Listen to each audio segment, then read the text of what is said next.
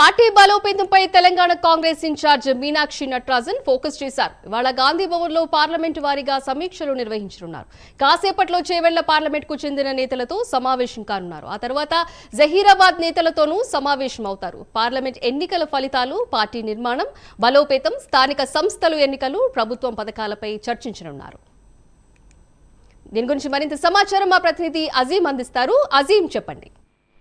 AICC రాష్ట్ర వ్యవహార incharge Meenakshi Natarajan Gandhi Bhavan లో ఏదైతే పార్లమెంట్ వారీగా సమీక్ష సమావేశాలు నిర్వహిస్తున్నారో ఇందులో భాగంగా ఈ రోజు ఏదైతే చేవెళ్ల అలాగే జహీరాబాద్ పార్లమెంట్ కు సంబంధించినటువంటి సమీక్ష సమావేశాలు ఉన్నాయి. సో ఈ ఉదయం 11 గంటలకు ఏదైతే చేవెళ్ల పార్లమెంట్ సంబంధించిన సమావేశం ప్రారంభం కానుంది. 12:30కు ఏదైతే జహీరాబాద్ పార్లమెంట్ సంబంధించినటువంటి సమావేశం కూడా ఏదైతే జరగనుంది. అయితే ఇంతకు ముందు కూడా ఆల్రెడీ పార్లమెంట్ వారీగా సమీక్ష సమావేశాలు కొన్ని పార్లమెంట్లకు కూడా ఇప్పటికే మీనాక్షి నటరాజన్ నిర్వహించారు. ఇందులో భాగంగా ఆదిలాబాద్, పెద్దపల్లి, అలాగే మెదక్, మల్కాజ్గిరి పార్లమెంట్లకు కూడా ఇప్పటికే ఏదైతే సమీక్ష సమావేశాలు కూడా ఏదైతే అయిపోయాయి. సో ఈ సమావేశాల్లో మీనాక్షి నటరాజన్ చాలా కీలకమైనటువంటి వ్యాఖ్యలు కూడా చేస్తూ వస్తున్నారు. గతంలో జరిగినటువంటి పార్లమెంట్ సమావేశాల్లో కూడా ఏదైతే పార్టీ అంతర్గత విషయాలు ఎవరు కూడా చర్చించేటువంటి అంశాలు ఎవరు కూడా బయటికి చెప్పకూడదని చెప్పి కూడా చాలా హాట్ గానే ఏదైతే నాయకులందరూ కూడా చెప్పారు. అలాగే పార్లమెంట్ లో ఎందుకు ఓడిపోవాల్సి వచ్చింది, 2023 అసెంబ్లీ ఎన్నికల్లో పార్టీ అధికారంలోకి వచ్చింది, 2024 పార్లమెంట్ ఎన్నికల్లో ఆశించినటువంటి స్థానాలు రాలేదు. కేవలం 8 స్థానాలకి కాంగ్రెస్ పార్టీ పరిమితమైంది. ఎందుకు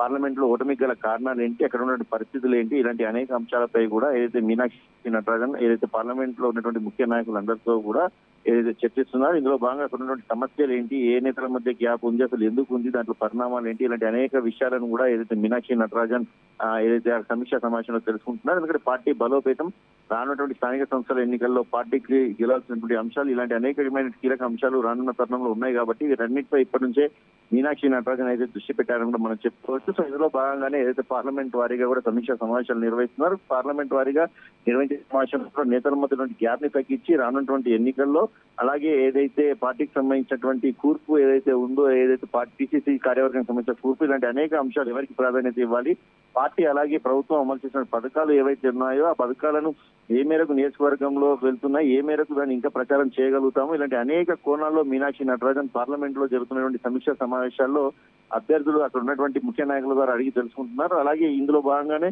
నిన్న ఇప్పటికే ఏదైతే హైదరాబాద్, నిజామాబాద్, సికింద్రాబాద్ సంబంధించిన పార్లమెంట్ సమావేశాలు ముగిశాయి. ఈ రోజు చేవెళ్ల అలాగే జహీరాబాద్ సంబంధించిన పార్లమెంట్ సమావేశాలు జరగనున్నాయి. రేపు కూడా మిగిలినటువంటి ఏదైతే కరీంనగర్ అలాగే ఖమ్మం, భువనగిరికి సంబంధించిన పార్లమెంట్లు, మరికొన్ని పార్లమెంట్ మిగిలిన స్థానాలకు సంబంధించినటువంటి సమావేశాలు కూడా జరిగే అవకాశాలు కూడా కనిపిస్తాయి. ఓవరాల్ గా పార్టీ బలోపేతం, పార్లమెంట్ ఎన్నికల్లో ఓటమి, రానున్నటువంటి సంస్థాగత ఎన్నికలు, అలాగే పార్టీకి సంబంధించినటువంటి క్యాడర్ లో ఉండాల్సినటువంటి జోష్, అలాగే పథకాలకు సంబంధించినటువంటి అమలు తీరు, ప్రచారంపై సంబంధించినటువంటి ఎక్కువ శాతం మీనాక్షి నటరాజన్ దృష్టి పెట్టారన్నట్టు కూడా మనకు తెలుస్తుంది.